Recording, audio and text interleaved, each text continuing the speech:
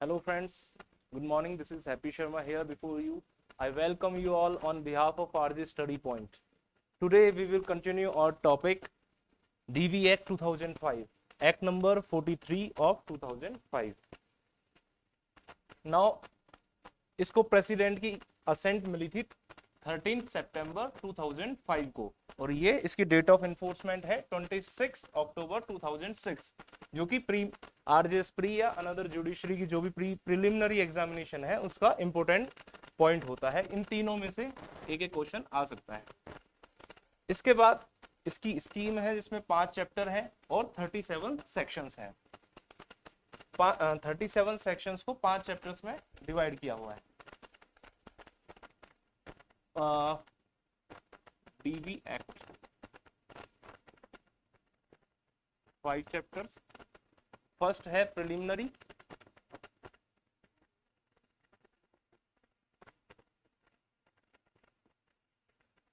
जो कि 1 और 2 दो सेक्शन है।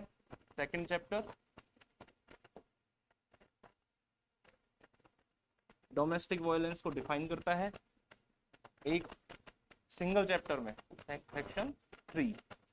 इसके बाद आता है अपना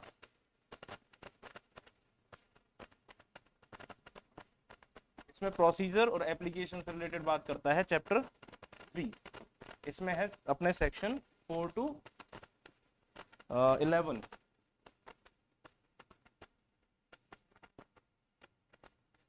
सॉरी, इसमें है अपना अपॉइंटमेंट ऑफ सर्विस प्रोवाइडर। एक सेकंड वापस देख लेते हैं इसको। चैप्टर 3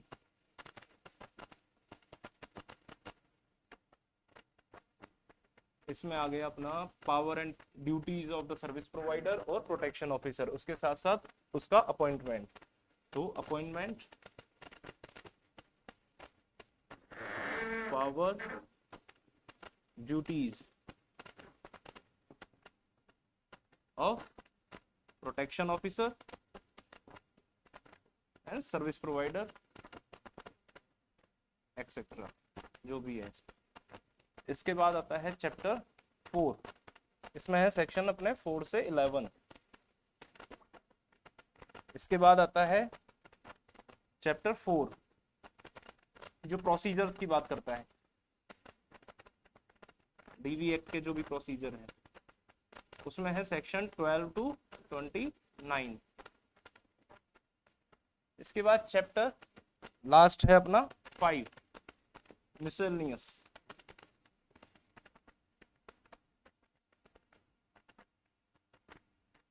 जो कि है सेक्शन 30 to 37। ये इसकी पूरी स्कीम, इस डीवी एक्ट की पूरी स्कीम है 2005। अब इसमें सबसे पहले हम देखेंगे प्रिलिमिनरी। फर्स्ट चैप्टर करेंगे। फर्स्ट चैप्टर के बाद हम इसमें देखेंगे सेकंड चैप्टर। सेकंड के बाद हम इसमें चैप्टर नंबर 4 पढ़ेंगे। आज अपन ये 3 चैप्टर पढ़ेंगे। उसके बाद नेक्स्ट क्लास में चैप्टर नंबर 3 और 5। तो प्रिलिमिनरी की बात करें तो सबसे पहले सेक्शन 1 हमारी बात करता है इन्फोर्समेंट की, एक्सटेंड टाइटल एंड इन्फोर्समेंट।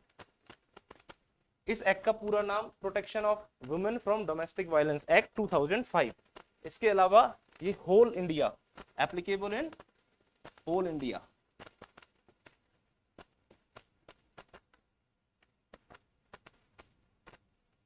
इस चीज को लिखने की, एक्सक्लूसिवली इस चीज को लिखने की कोई जरूरत नहीं होती कि इंक्लूडिंग जम्मू एंड कश्मीर। जब हमने लिखा whole India, then Jammu and Kashmir is the part of India, it means it is applicable in Jammu and Kashmir also, but the date from which it is enforceable is act number J&K reorganisation act 2019। तो act का एक question preliminary में आ सकता है, बाकी इसमें specially ये mention करने की जरूरत कभी नहीं होती, होल इंडिया इंक्लूडिंग J&K। ठीक है। इसके बाद सेक्शन 2 में कुछ इंपॉर्टेंट डेफिनेशंस हैं।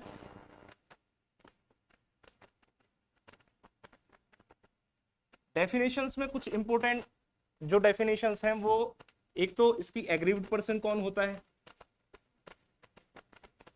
हु इज एग्रीव्ड पर्सन, जो कि डिफाइन है अपन को 2A में, सेक्शन 2A।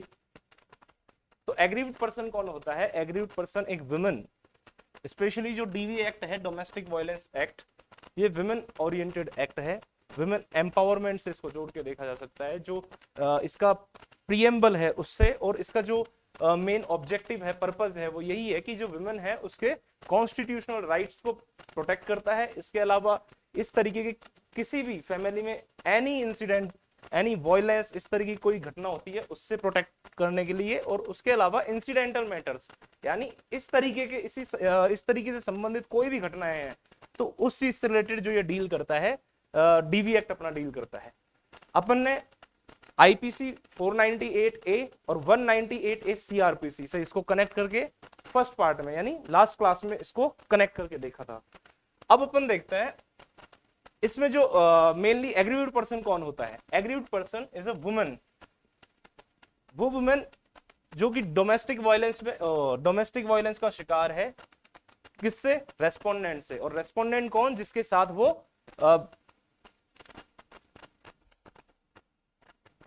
एक वर्ड है डोमेस्टिक रिलेशन,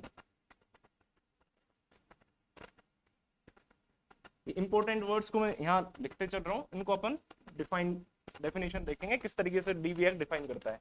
तो aggrieved person is a woman who lives in domestic relation with respondent,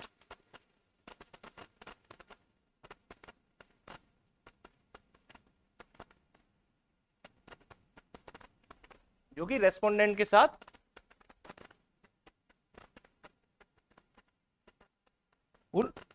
किसी भी पॉइंट ऑफ टाइम पे या तो रह रही है at present, living with the respondent, और has lived with the respondent in domestic relation. ये एग्रीव्ड पर्सन है, means a woman lives in domestic at any point of time, lives in domestic relation with the respondent, और उसके ऊपर क्या हुआ है, domestic violence हुआ है। ठीक है, ये सेक्शन 3 में डिफाइन है। अब ऑटोमेटिक अपने पास इंपोर्टेंट वर्ड्स आ गए, अपन को ये जानना है, ये जानना है, ये जानना है, साथ में इसको जानना है। इसके अलावा ये कहां रहे हैं, शेयर्ड हाउस होल्ड,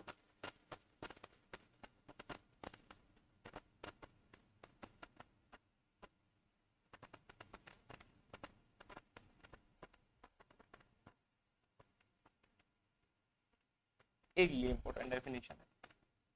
ये जो अपन कभी भी कोई चीज को डिफाइन करते हैं तो कुछ इंपॉर्टेंट एलिमेंट्स होते हैं, वो डेफिनेशन में कवर होने जरूरी है। तो कौन कौन से, इसमें अपन ने ऑटोमेटिक यहाँ पे जो डेफिनेशन के इंपॉर्टेंट पॉइंट्स भी फर्स्ट डेफिनेशन से अपन को मिल जाते हैं कि कौन कौन सी इंपॉर्टेंट डेफिनेशन है जो अपन को पढ़नी है। उसके अलावा ये जो इंपॉर्टेंट पॉइंट्स है इसमें कवर होना जरूरी है।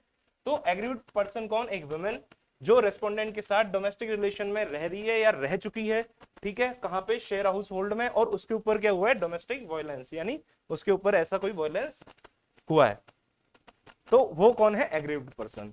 सेकंड नंबर पे सीरियल वाइज तो आएगा ये, लेकिन हम पहले देखते हैं अब रेस्पोंडेंट कौन है। दूसरी पार्टी जो होती है रेस्पोंडेंट, वो पर्सन होता है जो एग्रीव्ड पर्सन के साथ रहा है शेयर हाउस होल्ड में और डोमेस्टिक रिलेशनशिप में, जिसके अगेंस्ट इन्होंने कोई रिलीफ क्लेम किया है, ठीक है, वो रेस्पोंडेंट होता है।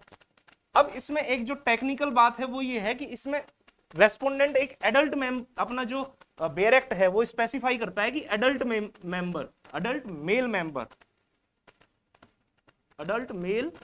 रेस्पोंडेंट होगा। अब ये एडल्ट मेल की बात करता है, इसको एक मिनट अपन नेक्स्ट उसमें देखेंगे।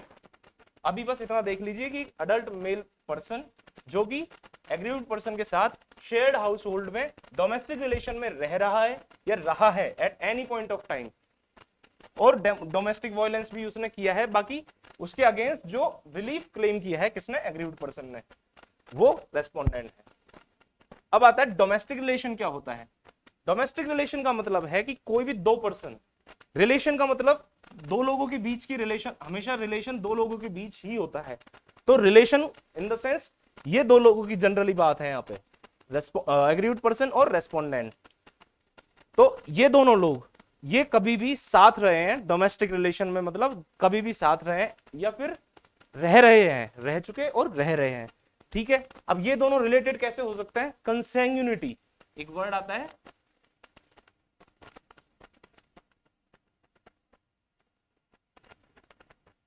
कंसैंग्यूनिटी का मतलब होता है, कंसैंग्यूनिटी का मतलब होता है ब्लड रिलेशन। ब्लड रिलेशन का मतलब है कोई भी विमेन है उसका भाई हो सकता है जो ब्लड से रिलेटेड है, यानी उसके एंसेस्टर्स हो सकते हैं और कोई भी पूर्वज या अग्रज जो भी आने वाले हैं, मतलब दोनों हो सकते हैं। उसके अलावा मैरिज से उससे कनेक्ट, दोनों का रिलेशन मैरिज से हो सकता है, यानी husband wife.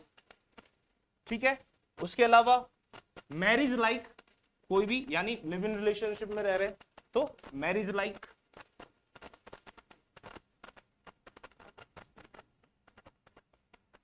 Marriage like relation में रह रहे हैं या फिर अडॉप्शन से रिलेटेड है।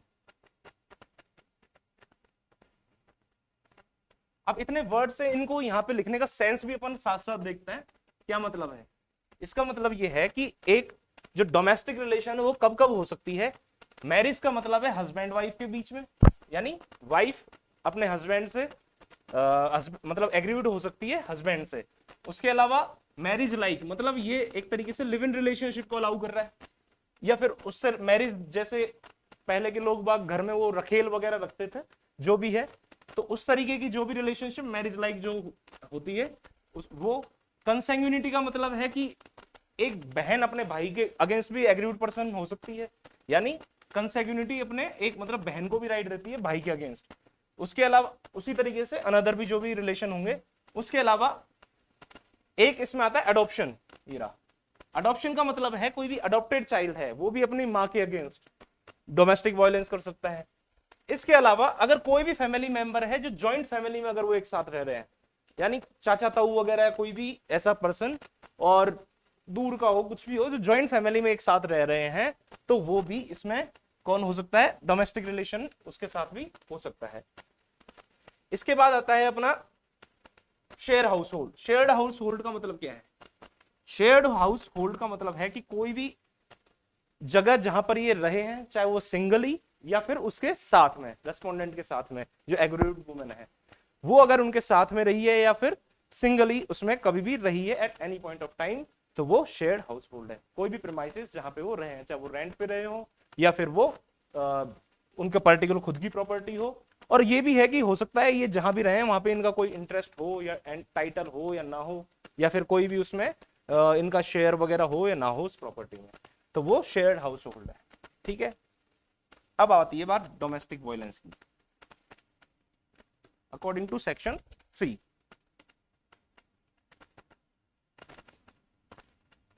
सेक्शन 3 बात करता है डोमेस्टिक वायलेंस।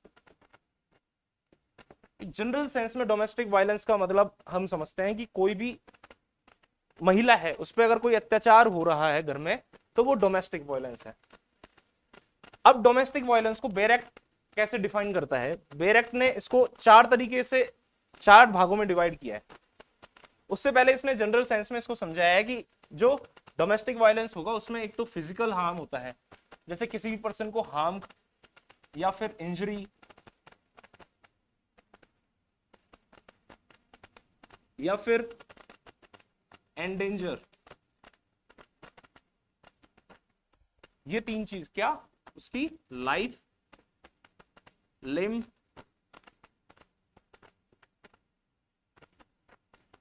सेफ्टी और सिक्योरिटी, हेल्थ सॉरी, यानी उसको हार्म कॉज करना, इंजरी कॉज करना या उसकी एंडेंजर करना, किसको? उसकी लाइफ को, लिम को, सेफ्टी या फिर हेल्थ को। ये फर्स्ट पॉइंट बात करता है इसकी। सेकंड पॉइंट इसकी बात करता है कि उस महिला को या फिर उसके कोई रिलेटेड पर्सन है जिसमें वो इंटरेस्टेड है, उनके अगेंस्ट कोई भी ऐसी उनको अनलॉफुल उसकी जो डिमांड है, जैसे डॉहरी की डिमांड है या फिर कोई प्रॉपर्टी से रिलेटेड डिमांड है, उनको पूरी करने के लिए इस तरीके की वही हार्म, इंजरी, एंडेंजर लाइफ, लिम, सेफ्टी और हेल्थ, लेकिन इसमें जो डिफरेंस है वो ये है कि एक तो अनलॉफुल डिमांड से रिलेटेड है, ये अनलॉफुल डिमांड किस चीज की, या तो डॉरी या फिर कोई प्रॉपर्टी, डॉरी डिमांड या फिर प्रॉपर्टी से रिलेटेड, उनको ये उससे जबरदस्ती करते हैं उस महिला से या फिर उसका कोई जो भी रिलेटेड पर्सन है उससे, कि अपनी इन डिमांड्स को पूरी की जाए। तो इस तरीके की कोई भी बात है और अगर नहीं की गई तो वो क्या करेगा, या तो उसको हार्म कॉज कर देगा, इंजरी करेगा या एंडेंजर करेगा। जैसे कि एंडेंजर मतलब लाइफ, लिम्ब, सेफ्टी और हेल्थ। ठीक है। तीसरा जो पॉइंट है वो कहता है, ये फर्स्ट पॉइंट है, ये सेकंड पॉइंट है, और थर्ड पॉइंट कहता है ये जो ए बी, इसको ऐसे कर लो जो एग्जैक्ट उसमें है, सी में बताया है कि ए और बी इन तरीके से अगर कोई भी काम किया जाए, किससे रिलेटेड, उसको हार्म कॉज किया जाए या फिर उसको इंजरी या एंडेंजर लाइफ वगैरह, इनसे रिलेटेड, उसको थ्रेटनिंग, उसको धमकाया जाए इनसे रिलेटेड, इनमें तो ऐसा कॉज किया जाए। और सी पॉइंट बताता है कि अगर उनको धमकी भी दी जाती है,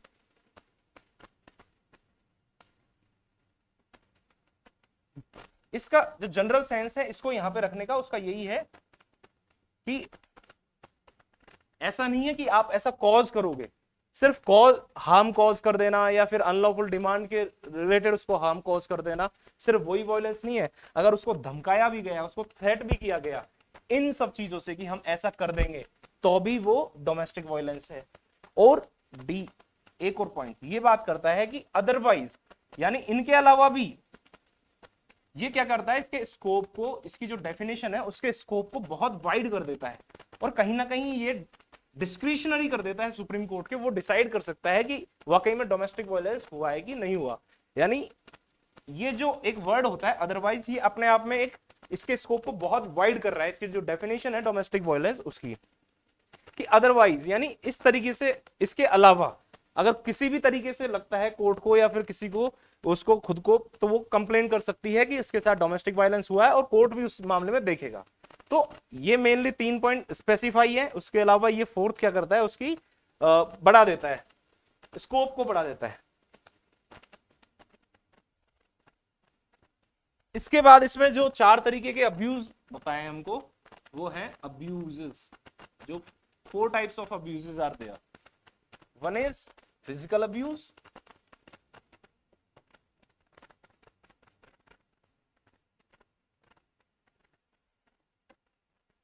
second is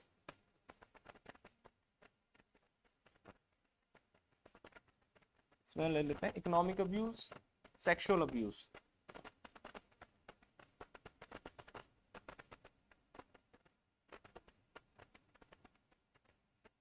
and third is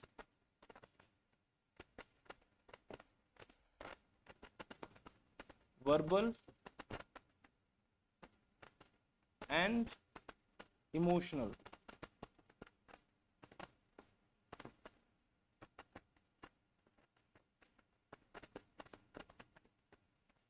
Emotional abuse. And fourth point is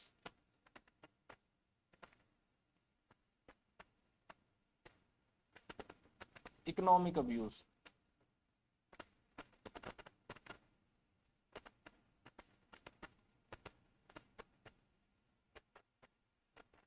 First, physical abuse. Second, sexual abuse. Third, verbal abuse. Fourth, economic abuse. Physical abuse in the general sense, इसका जो वर्ड है, ये टर्मिनोलॉजी है physical abuse, इसी से हमको समझ में आ रहा है कि उसको फिजिकली हार्म क्रिएट करना, इंजरी क्रिएट करना, या फिर उसको, उसकी लाइफ को या लिम्ब को या सेफ्टी को या उसकी हेल्थ को एंडेंजर कर देना, ये है फिजिकल अब्यूज। और इसमें जो मतलब अपन अगर उसको मेंस में अगर आंसर लिखते हैं तो उसमें जो पॉइंट्स हैं वो जरूरी है लिखना, वो है अपना एक तो है क्रिमिनल फोर्स, एक से क्रिमिनल इंटिमिडेशन यानी धमकी, क्रिमिनल फोर्स, असॉल्ट,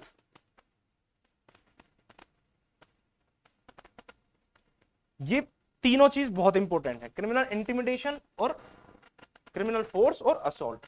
इसका क्या मतलब है, ये तीनों चीज इसमें ऐड करने का क्या सेंस है? इसका मतलब है कि फिजिकल अब्यूज एक डायरेक्ट उसको इंजरी, हार्म, एंडेंजर, ये तीनों चीज तो हमने देख ली। इसके अलावा क्रिमिनल इंटिमिडेशन इसको क्या करता है कि अगर धमकी भी दी गई तो उस चीज को भी इसमें इंक्लूड कर लिया।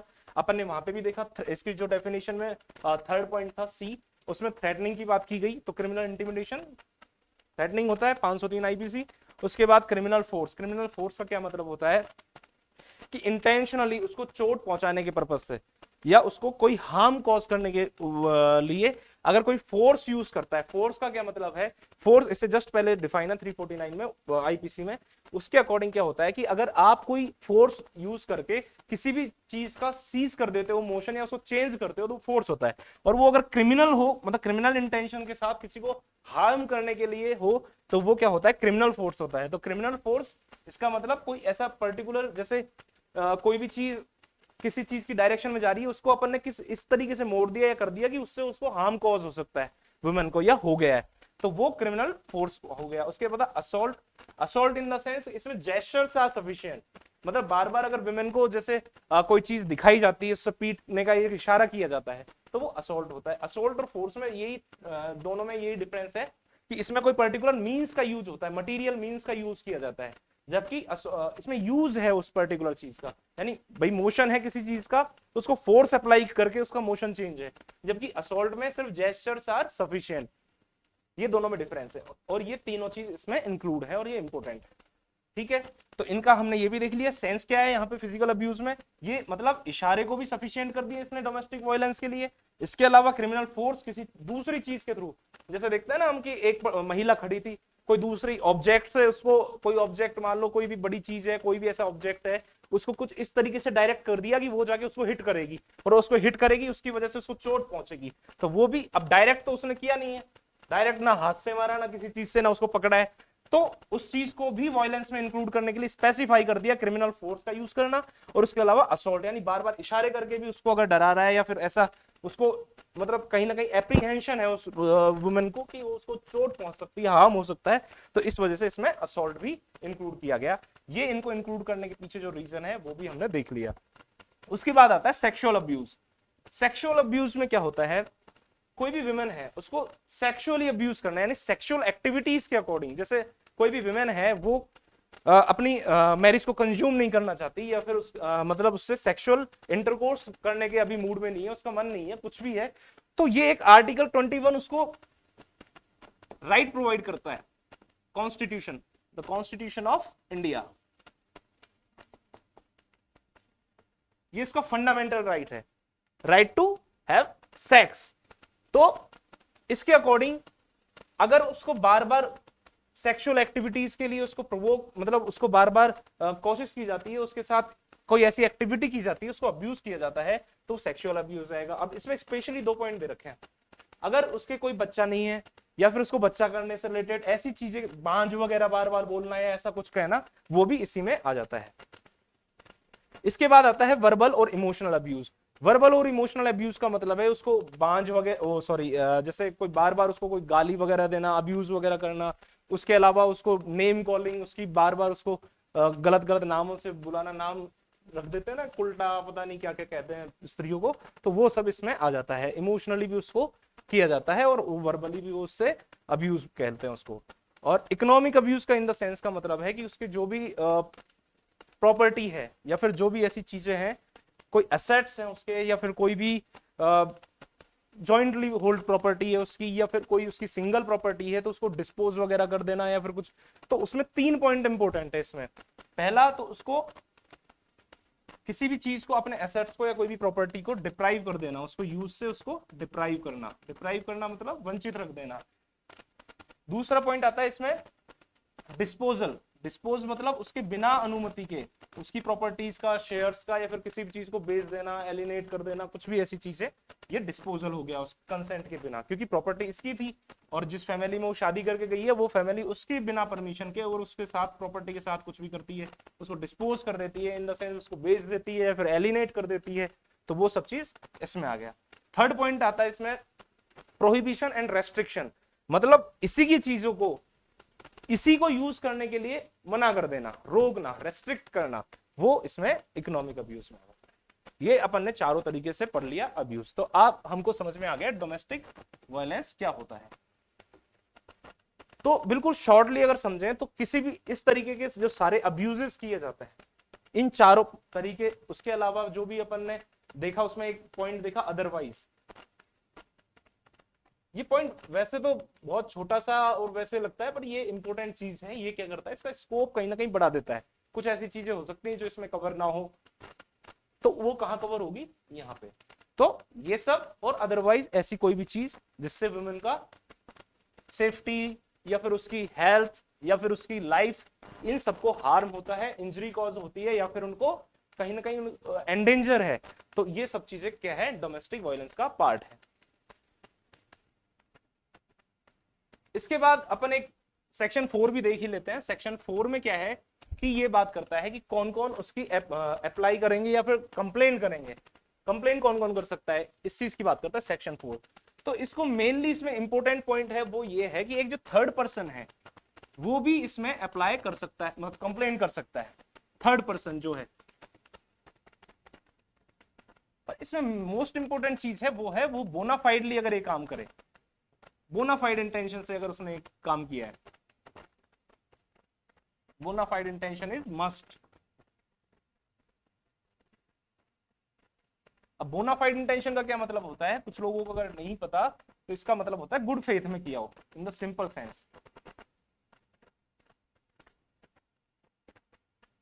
अगर वो गुड फेथ में काम करता है। अपने लास्ट क्लास में 198A सीआरपीसी देखा था, अब उसको पूरा डिस्कस आज नहीं करेंगे, पर उसमें सिंपल सा अपन ने देखा था कि उसमें कौन कौन अलाउ थे और इसमें क्या डिफरेंस है, वो ये है जो डीवी एक्ट डिफरेंस क्रिएट करता है। ठीक है, उसके बाद आता है अपना चैप्टर नंबर 3। चैप्टर नंबर 3 में अपन सेक्शन देखते हैं, चैप्टर नंबर 3 नहीं, चैप्टर नंबर 4। चैप्टर नंबर 4 बात करता है सेक्शन 12 से लेके और 29 तक। इसमें सारे जो भी प्रोसीजर्स वगैरह हैं, एप्लीकेशन वगैरह कैसे फाइल होती है, उसकी ये बात करता है। इसमें भी जो मोस्ट इंपोर्टेंट चीज है वो है अपना सेक्शन 12। ये डोमेस्टिक वायलेंस का एक सेंटर पॉइंट कह सकते हैं। क्यों? क्योंकि इसी में एप्लीकेशन फाइल होती है। एप्लीकेशन सेक्शन 12 में फाइल होती है। एप्लीकेशन कौन कौन फाइल कर सकता है? एप्लीकेशन फाइल कर सकती है एग्रीव्ड वुमेन, फाइल कर सकती है। सेक्शन 4 के अकॉर्डिंग भी अपन ने देखा था अभी, सेक्शन 4 के अकॉर्डिंग कोई जो थर्ड पर्सन है वो फाइल कर सकता है, तो वो भी इसमें है। उसके अलावा सर्विस प्रोवाइडर वगैरह भी इसमें एप्लीकेशन फाइल कर सकते हैं। इसके बाद इसमें जो मोस्ट इंपोर्टेंट चीज है वो ये है कि जो सेक्शन 12 है, इसकी जो फर्स्ट डेट ऑफ हियरिंग होगी, फर्स्ट डेट ऑफ हियरिंग होनी चाहिए within 3 days।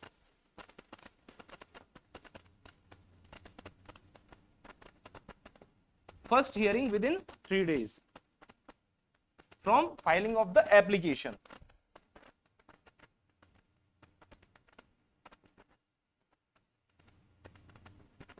From application. इसके बाद इसका जो डिस्पोजल होगा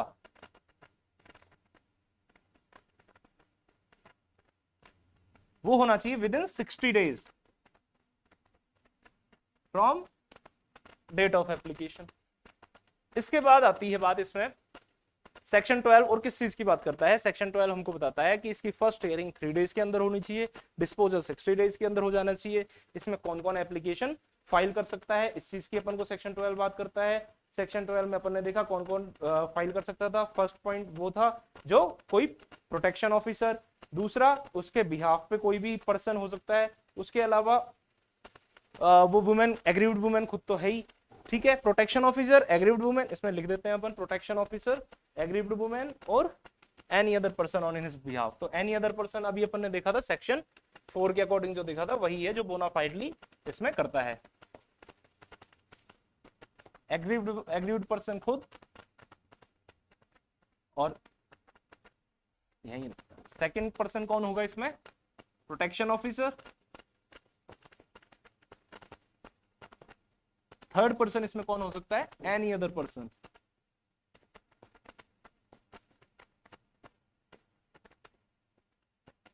ऑन हर बिहाफ।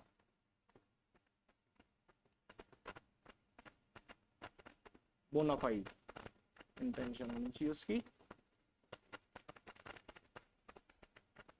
ये इसके इंपोर्टेंट पॉइंट्स हैं कुछ सेक्शन 12 के। इसके अलावा इसमें खास बात ये आती है कि अगर कोई भी ऐसा पर्सन है जो कि अपना जो ये डीवी एक्ट है, इसकी एक पहले ये जानते हैं खास बात क्या है। डीवी एक्ट की खास बात ये है कि ये डीवी एक्ट किसी अनदर प्रोसीडिंग के साथ भी इसमें अपन रिलीफ क्लेम कर सकते हैं। यानी जैसे कोई भी पर्सन, कोई भी फैमिली कोर्ट में अगर कोई भी मैटर है, या फिर क्रिमिनल कोर्ट में कोई मैटर ऑलरेडी चल रहा है, या फिर सिविल कोर्ट में कोई ऑलरेडी चल रहा है, ये सेक्शन 26 में दे रखा है अपन को कि अगर ऑलरेडी कोई प्रोसीडिंग चल रही है इनमें, तो इन प्रोसीडिंग्स के ड्यूरेशन में भी अपन क्लेम कर सकते हैं रिलीफ अंडर डीवी एक्ट, और एप्लीकेशन लगेगी 12। तो इसीलिए इसमें एक बात दे रखी है कि अगर अपन ने कोई भी ऐसी ऑलरेडी, अब क्योंकि फैमिली कोर्ट में हो सकता है आपने कोई रिलीफ क्लेम कर रखा हो सकता है क्रिमिनल में कर रखा हो सकता है सिविल में कर रखा हो। अब जैसे मान लो फैमिली कोर्ट में ऑलरेडी कोई क्लेम कर रखा था, इस वक्त प्रोसीडिंग चल रही है क्रिमिनल में, और उसमें भी आपने क्लेम कर दिया, तो ये एक बाउंडेशन क्रिएट करता है, एक ये कि भाई जो पर्टिकुलर एग्रीव्ड पर्सन है जिसने भी क्लेम कर रखा है ऑलरेडी कुछ रिलीफ, तो उसकी एक ड्यूटी बाउंड है कि वो उस चीज को इन्फॉर्म करेगा कोर्ट को। यानी ये इसको एक तरीके से ड्यूटी बाउंड करता है।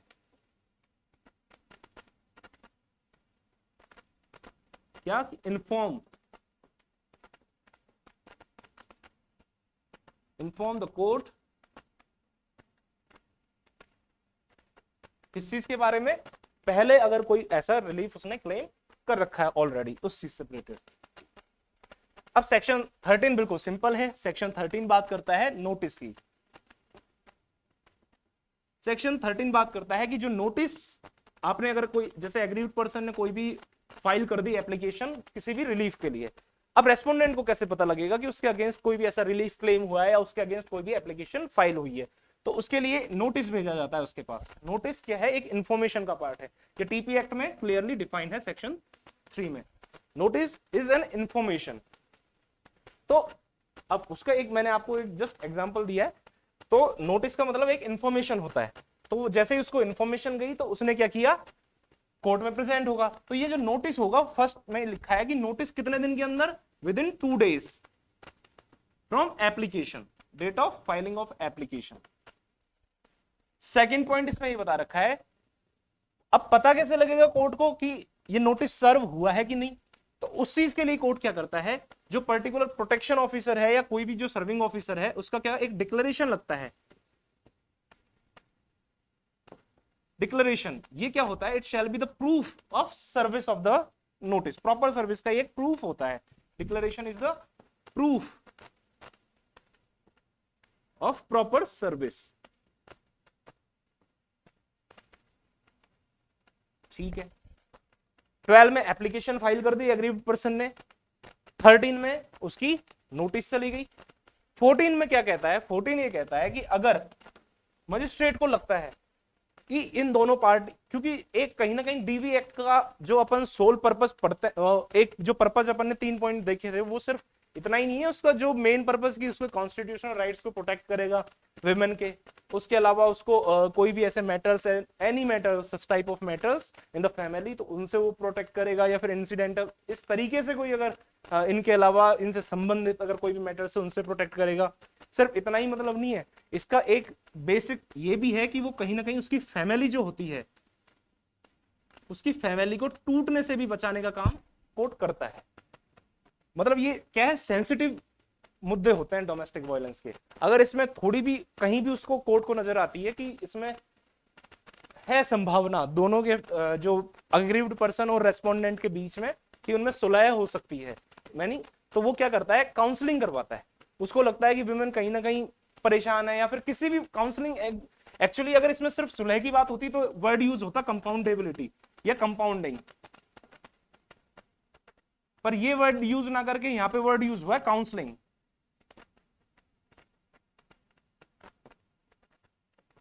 तो काउंसलिंग का यूज, ये वर्ड का यूज जब अपन कोई भी लेजिस्लेशन देखते हैं, यानी कोई भी एक्ट देखते हैं, कोई भी लॉ देखते हैं, उसमें जो वर्ड्स, ये जो टर्मिनोलॉजी यूज होती है वो किसी सेंसफुल नेचर की होती है, उसका कोई सेंस होता है पर्टिकुलर। तो ये काउंसलिंग वर्ड यूज किया है, इसका मतलब सिर्फ ये यहीं पे सीमित नहीं है। अब कंपाउंड का मतलब तो होता है, ये क्लियर है कि कोई ना कोई ऑफेंस हुआ है, तो उस केस में कंपाउंडिंग होती है। पर डोमेस्टिक वायलेंस में हो सकता है कि वुमेन को गलत फहमी हो जाए, फिर कोई भी, ये उस तरीके के ऑफेंस नहीं है।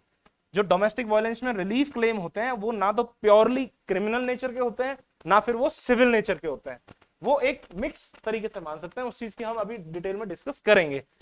तो काउंसलिंग वर्ड इसी वजह से यूज हुआ है कि दोनों को बैठा के समझाया जाता है उसको कि भाई वाकई में ऐसी कोई बड़ी बात नहीं है, आप चाहो तो इस चीज को देख लो। तो वो काउंसलिंग की जाती है सेक्शन 14 में। और काउंसलिंग के लिए कोर्ट क्या करता है कि जो प्रोसीडिंग होती है उसको पोस्टपोन कर देता है। और पोस्टपोन कितने दिन के लिए कर सकता है? वो मैक्सिमम पोस्टपोन कर सकता है 2 मंथ्स के लिए।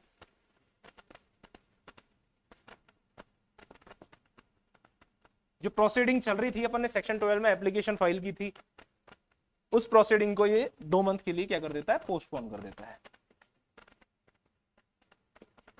इंपॉर्टेंट, जो मैं कुछ ऐसे वर्ड्स लिखता हूं वो है इंपॉर्टेंट एलिमेंट्स, ठीक है? उन चीजों को आप कवर कीजिए कहीं ना कहीं, जब भी आप सेक्शन लिखते हैं तो वो पॉइंट्स में कवर होना जरूरी है। तो उसके बाद ये जो बात है कि वो 2 मंथ्स के लिए पोस्टपोन कर रहा है, इसका मतलब इनडायरेक्टली ये कहना चाह रहा है सेक्शन 14 कि 2 मंथ का टाइम है काउंसलिंग के लिए। Got it? अब देखते हैं सेक्शन 15। सेक्शन 15 बात करता है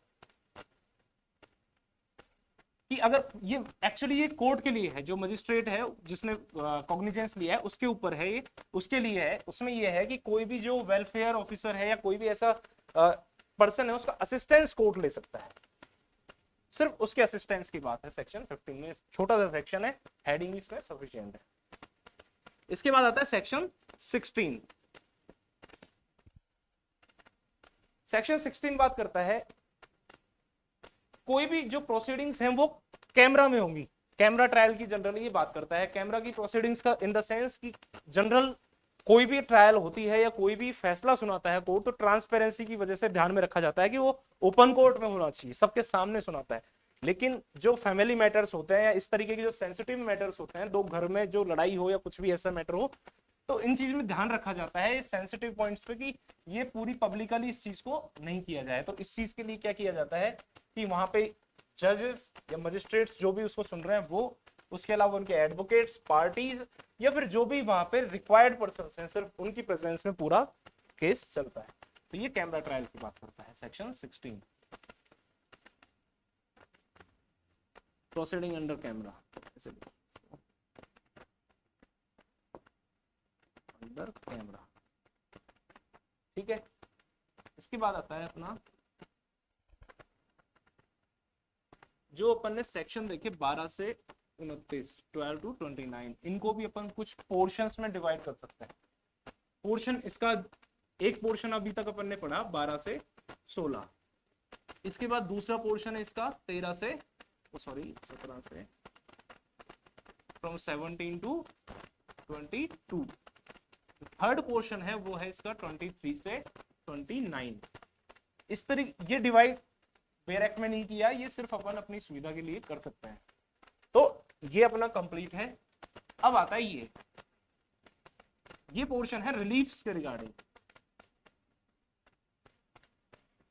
अब यहां पे भी एक अलग अलग टीचर्स के बीच में डिस्प्यूट हो सकता है कि वो सेक्शन 17 को रिलीफ में इंक्लूड करते हैं या नहीं करते।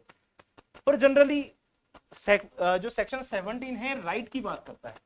ये वुमेन का राइट है कि वो जिस भी शेयर हाउस होल्ड में वो रह रही है, शेयर्ड हाउस होल्ड में, उससे उसको एक्सपेल नहीं किया जा सकता, उससे उसको एविक्शन उसका नहीं हो सकता, उसको खाली नहीं करवाया जा सकता, except the procedure established by law. अब इसका जो लॉजिक मैं समझता हूं, जो मैं आपको साथ शेयर करूंगा, वो है कि सेक्शन 17 एक राइट है और जो सेक्शन 19 है वो रेजिडेंस राइट की बात करता है, रेजिडेंशियल उसको रिलीफ की बात करता है। अगर सेक्शन 17 में उसको बाहर निकालने की बात कर रहा है कि ये तो बाहर निकाल नहीं सकते except the procedure established by law, और 19 बात करता है उसको रेजिडेंशियल ऑर्डर, वो जो कोर्ट होता है वो रेजिडेंस ऑर्डर की उसको रिलीफ देता है, ऑर्डर करता है residence order.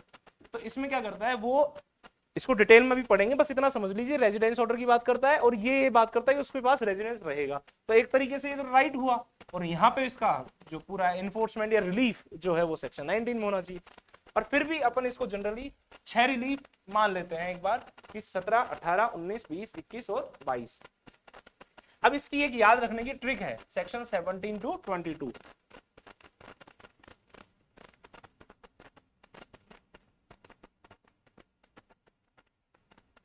SPRMCC 17, 18, 19, 20, 21, 22।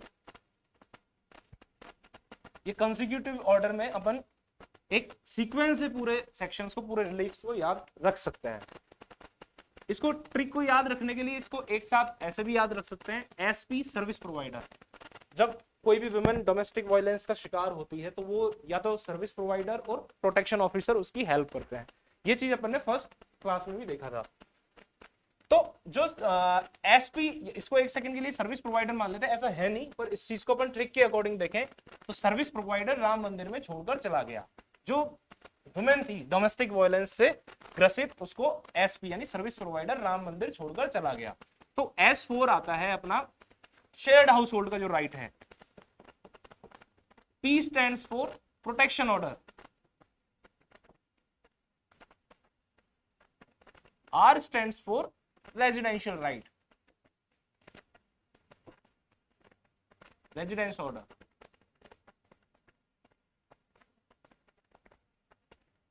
M stands for maintenance order,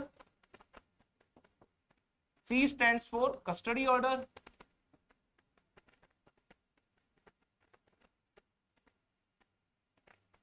and this for compensation. इस तरीके से सीक्वेंस से अपन इस सारे रिलीफ्स को याद रख सकते हैं जो कि कोर्ट में एग्रीव्ड पर्सन रिलीफ क्लेम करता है। तो ये पर्टिकुलर ऑर्डर्स हैं। अब इसमें सेक्शन जो अपना है 17, उसको अभी अपन ने डिस्कस किया। ये राइट है, शेयर हाउस होल्ड का राइट है, एग्रीव्ड पर्सन को दिया जाता है। इस राइट में क्या है कि उसको कभी भी उस एविक्शन इज नॉट पॉसिबल, उसका एविक्शन या फिर एक्सपेल कर देना बाहर, उसको एक्सक्लूड कर देना, exclusion not allowed except procedure established by law.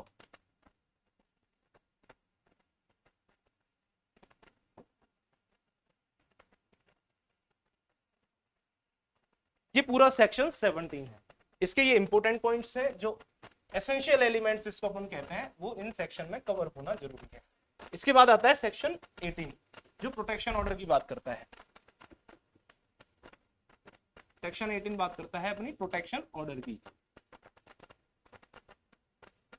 Protection order क्या होता है? प्रोटेक्शन ऑर्डर जनरली एक महिला क्लेम करती है कोर्ट में, तो कोर्ट अगर सेटिस्फाइड होता है तो वो प्रोटेक्शन ऑर्डर ग्रांट करता है। तो प्रोटेक्शन ऑर्डर में क्या होता है, इसकी भी अपन एक ट्रिक देखते हैं। इसमें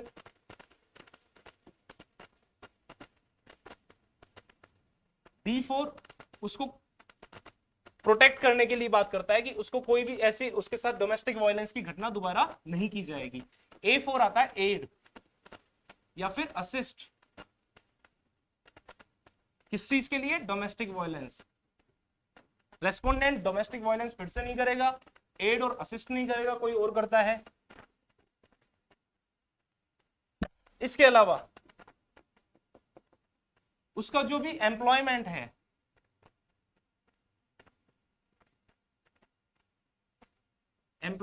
या फिर अगर जो डोमेस्टिक वायलेंस का शिकार यानी एग्रीव्ड पर्सन अगर चाइल्ड है, तो उसके स्कूल वगैरह जो भी है प्रेमाइसेस जहां पे वो जाता है, वहां पे वो एंटर करने से उसको मना किया जाता है।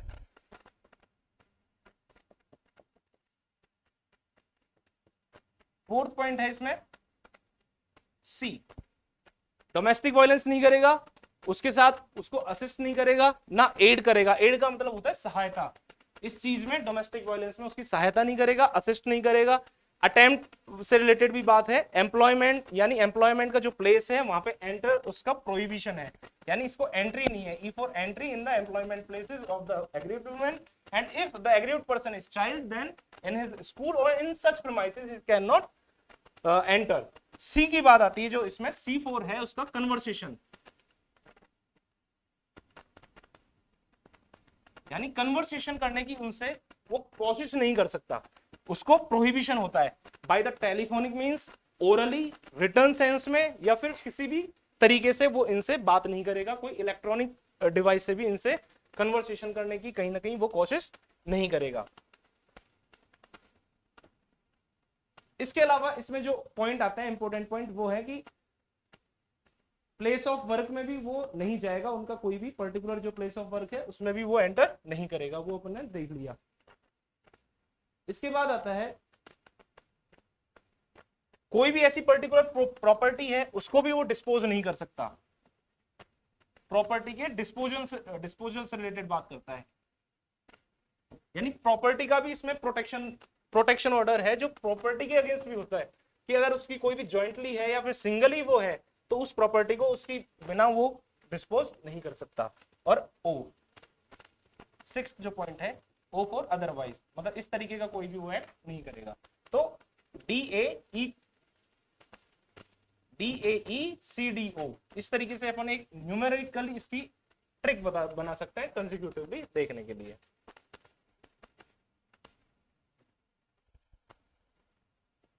अब आता है सेक्शन 19, ये बात करता है रेजिडेंशियल ऑर्डर की।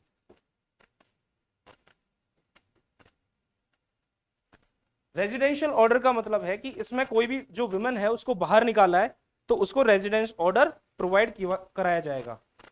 अब जो रेजिडेंस ऑर्डर होता है उसमें पहला जो पॉइंट है वो तो ये है कि उस पर्टिकुलर विमेन को रेजिडेंस ऑर्डर, उसको रेजिडेंस में रहने के लिए एक ऑर्डर पास करता है कोर्ट, कि जो एग्रीव्ड वुमेन है वो, उसको कोई पर्टिकुलर शेयर हाउस होल्ड में है तो वहां से उसको डिस्पोजेस नहीं किया जाए, यानी अगेंस्ट द डिस्पोजेशन, या फिर उसका प्रोहिबिट करेगा, प्रोहिबिशन ऑफ डिस्पोजेशन।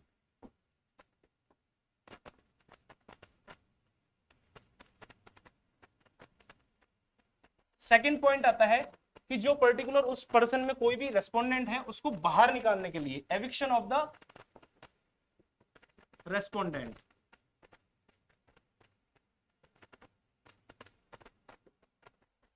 अगर वो वुमेन, उसको कोई शेयर हाउस होल्ड में रह रही है ऑलरेडी, तो उसको डिस्पोजेस नहीं किया जाए, उसके अलावा जो रेस्पोंडेंट है उसको वहां से हटा दिया जाए। अब इसमें एक प्रोविजन है इसका, वो प्रोविजन ये कहता है कि ये जो क्लॉज है ये अगर कोई रेस्पोंडेंट में अगर कोई फीमेल पर्सन है तो उस पर ये एप्लीकेबल नहीं है। ये इंपॉर्टेंट प्रोविजन है, फीमेल पर्सन एक्सक्लूडेड, ये पर्टिकुलर पॉइंट में। थर्ड पॉइंट जो अपना इसमें बात करता है, पहला प्रोहिबिशन, सेकंड एविक्शन को रोकता है, थर्ड बात करता है कि उसको रेस्ट्रेन करता है entering from the any portion of share house hold of aggrieved person. Aggrieved person है वो कहीं भी अगर जिस प्रीमाइसेस में वो रह रही है वहां पे रेस्पोंडेंट की एंट्री प्रोहिबिशन है, prohibition of entry in such premises.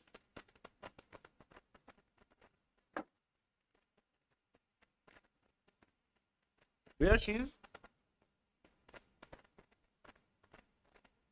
living। कौन? Aggrieved woman, aggrieved person.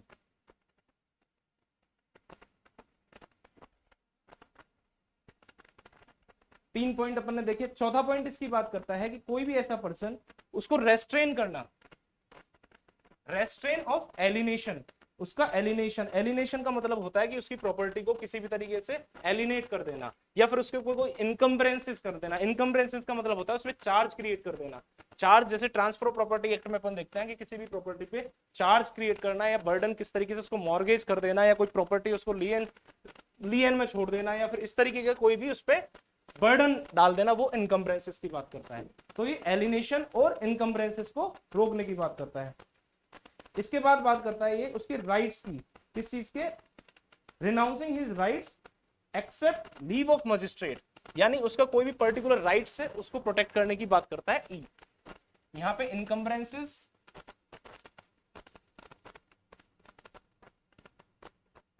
और एलिनेशन को रोकता है। इसमें उसके पर्टिकुलर कोई भी जो राइट्स है उनको प्रोटेक्ट करता है, और अगर कोई ऐसा पर्टिकुलर राइट है रेस्पोंडेंट का, उसको रिनाउंस करने से रोकता है। रिनाउंस मतलब अगर उसका कोई भी पर्टिकुलर उसके प्रति कोई भी अधिकार उसको बनता है, उसकी कोई भी ड्यूटी है, उनको रिनाउंस नहीं कर सकता, यानी अभित्यजन जो कहते हैं अपन उसको मुकर नहीं सकता उनके प्रति, तो उस चीज को रोकता है एक्सेप्ट द मजिस्ट्रेट का ऑर्डर, जो except the order of magistrate. इसके बाद इसमें जो नेक्स्ट पॉइंट है वो बात करता है, ये रेस्पोंडेंट को डायरेक्ट करता है secure same level of alternate of accommodation, यानी अगर वो मान लो पर्टिकुलर जो रेस्पोंडेंट है उसके घर में जगह नहीं है, या फिर वो पर्टिकुलर उसमें कम जगह है किसी भी तरीके से, क्योंकि अपन ने अभी सेकंड पॉइंट देखा था कि वो जो रेस्पोंडेंट होगा उसको बाहर निकलने के लिए ऑर्डर किया जाता है कि वो अपने आप को बाहर निकाले उस प्रेमाइसिस से जहां पे एग्रीव्ड पर्सन है, एग्रीव्ड वुमेन रह रही है। तो उस केस में वो क्या करता है, अगर इतना उसके पास स्पेस नहीं है, वो प्रोवाइड नहीं करवा सकता घर में, या उसका खुद का घर नहीं है, तो कोर्ट उसको एक यह भी ऑर्डर दे सकता है कि आप कहीं से भी प्रोवाइड करवाओ। तो ये उसमें एक तरीके से जो लायबिलिटी बनती है वो डिसाइड कर सकता है रेस्पोंडेंट की, कौन, मजिस्ट्रेट और या जो भी कोर्ट है वो। इसके बाद आती है अपना 20 सेक्शन नंबर 20, ये बात करता है मॉनेटरी रिलीफ की। मॉनेटरी रिलीफ क्या होता है, इसमें 4 चीजें हैं, इसकी भी एक ट्रिक है, EM PM। ई का मतलब है अगर लॉस ऑफ अर्निंग, एम का मतलब है मेडिकल एक्सपेंसेस, पी का मतलब है यहाँ पे प्रॉपर्टी लॉस, और एम फॉर मेंटेनेंस।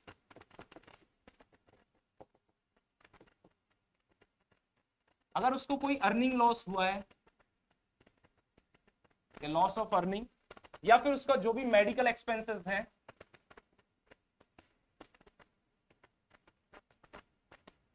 इसके अलावा जो भी प्रॉपर्टी लॉसेस और डैमेजेस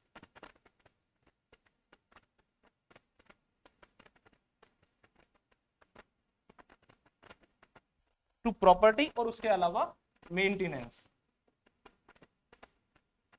टू हर और हर चाइल्ड। सेक्शन 20 ये जो मॉनेटरी रिलीफ ग्रांट करता है, मॉनेटरी रिलीफ का एक जनरल सेंस में जो इसकी टर्मिनोलॉजी है इससे अपन समझ सकते हैं, मॉनेटरी रिलीफ का मतलब होता है कि कंपनसेशन टाइप, अगर उसको कोई इस तरीके से उसको कंपनसेशन दिया जाए कि उसको जो भी हानि या लॉसेस उसने बियर किए हैं उनको कहीं ना कहीं फुलफिल करना, कंपनसेट करना।